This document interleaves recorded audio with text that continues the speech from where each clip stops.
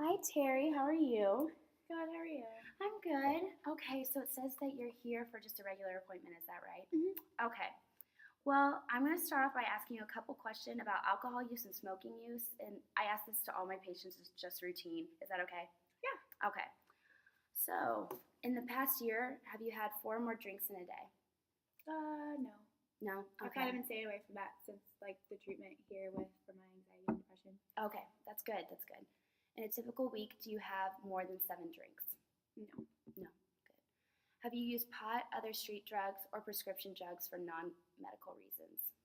Not since I've been here. I have the medicine for my anxiety and depression, but I take that it's prescribed to me. That's good. Okay, good. Have you ever drank more than you meant to? I mean, in college, but not anymore. Okay. Have you ever been intoxicated on alcohol or drugs when you think you could have hurt others? I don't think so. Not since college. Okay. When I just fell on my face. But. Yeah. Do you smoke? Yes, I do. You do smoke? Okay. How much would you say you smoke in a day? Probably. I usually keep a pack in my purse and I'll go through that, and then throughout the day at home, I probably go through another pack. So 2 packs a day? Yeah, 2 packs. Okay. I like the Camel and filtered ones. Okay. So in a week, would you say that's about 14, 15-ish? Yeah, probably. In a week? Mm-hmm. Okay. I'll get the 12 pack at the gas station, and I probably have to go in at the end of the week and get a couple more. Okay. Have you ever thought about cutting down on your smoking use? Not really. I mean, my dad died of lung cancer, so around that time I didn't smoke as much, but with everything that's been going on, I've kind of gotten back to smoking a lot, I guess you'd say. Yeah, okay. Well, based off what you just told me, your smoking habits have kind of concerned me with your recent diagnosis on COPD. I saw that in your chart. Yeah. When were you diagnosed? I think a couple months ago. Yeah. Okay. So can we talk about your smoking habits? Is that all right? Yeah. Okay. So could you just tell me, do you smoke as a coping mechanism? Do you smoke as because you're stressed out from? Smoking definitely relaxes me, especially with all of my anxiety and stuff. It's hard for me to talk about my feelings, so it's kind of something for me to do. Yeah. It's I guess I think of it as being non-destructive because I'm not thinking about hurting myself or other people. And it's just something that I was around a lot when I was younger, so it kind of comforts me in that way. I like the way it smells and the way it feels. Yeah. So since your dad smoked, you said when you were younger, it kind of I think I just kind of picked up on that.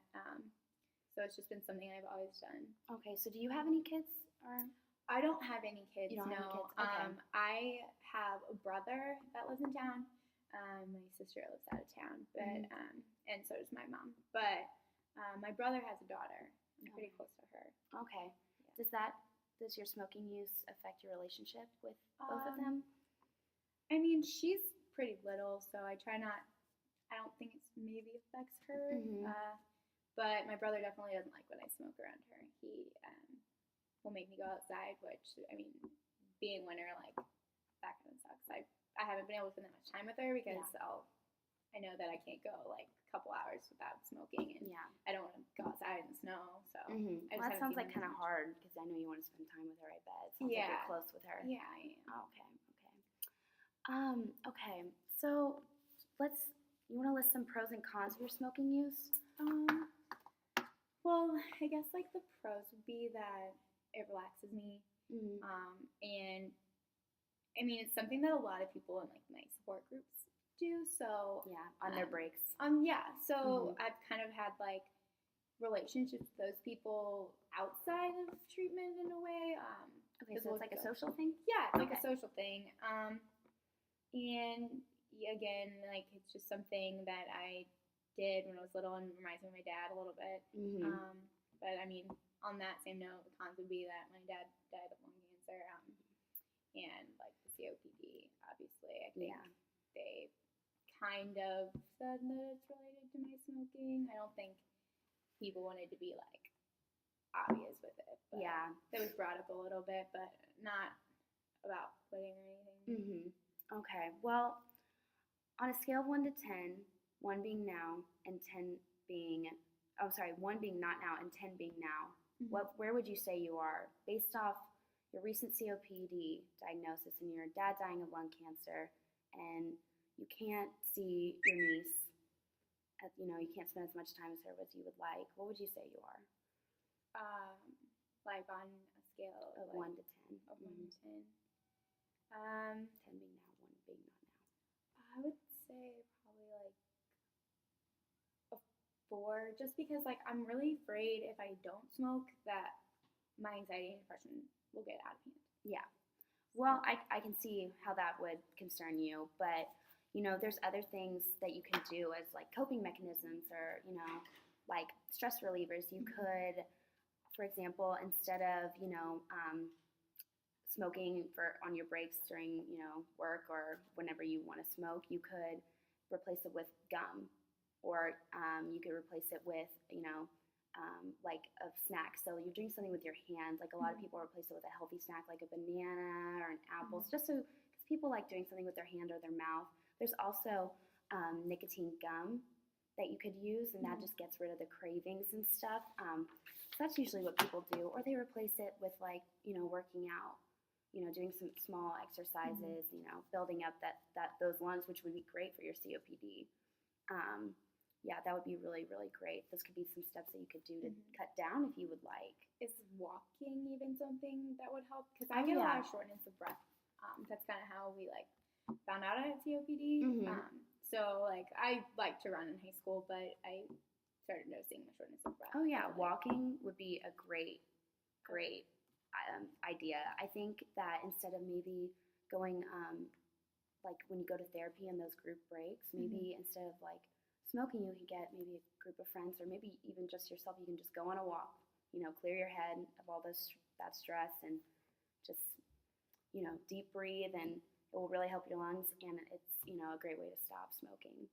So I think that would be really, really great. Yeah, I think so too. All right, so I brought you these handouts, and they're basically about benefits of quitting and about some tips to quit smoking. We talked about some tips, the walking, maybe replacing like with some gum.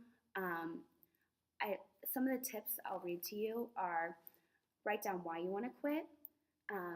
Be around your loved ones. You could be around your niece and your brother. Have better health. It will help the COPD. It will help the progression of getting worse. Set a good example for your children or your niece. Protect your family from breathing in other people's smoke, because you don't want other people to get that secondhand smoke effect. Yeah, especially my niece. I really don't want her to have the same habits I do. Yeah, I understand. It's and if you stop, you could be an even better role model for her. So, and then the other one is the benefits of quitting.